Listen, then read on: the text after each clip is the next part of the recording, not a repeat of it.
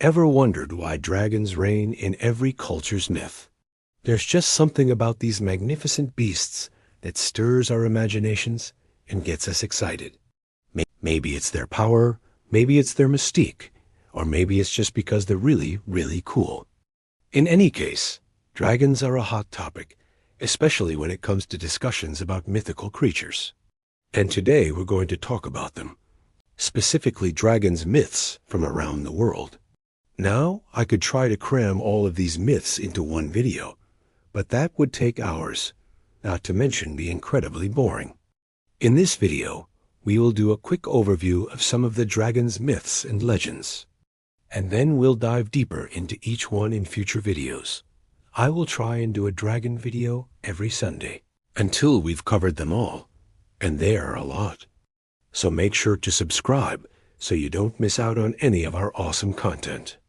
Dragons come in all shapes and sizes.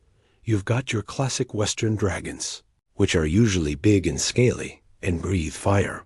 Then there's the more mystical Eastern dragons, which are often serpentine in nature and represent wisdom and power. Of course, these are just two of many types of dragons found in mythology, each with their own unique characteristics and abilities. Some dragons are benevolent, like the Chinese dragon, while others are downright evil, like the Midgard serpent. In Europe, they were often seen as symbols of chaos and destruction, as well as representing powerful forces of nature, like the weather. In Asia, dragons were seen as wise and benevolent creatures who brought good fortune to those who respected them. They were also associated with water and were often depicted as having control over it. There are many famous stories about dragons in mythology. One of the most well-known is the story of St. George and the dragon. According to the legend, George was a Christian martyr who was executed in the 3rd century A.D. for refusing to renounce his faith.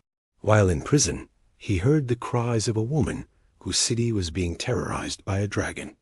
George asked for and was granted permission to go outside the city walls to confront the beast. After a fierce battle, George managed to slay the dragon, and the people of the city were saved.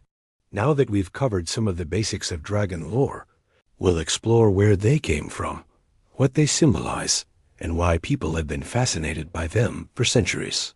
So make sure to subscribe so you don't miss out on any of our upcoming videos. Speaking of upcoming videos, do you have a favorite dragon myth or legend? Which dragon fascinates you the most? Let me know in the comments,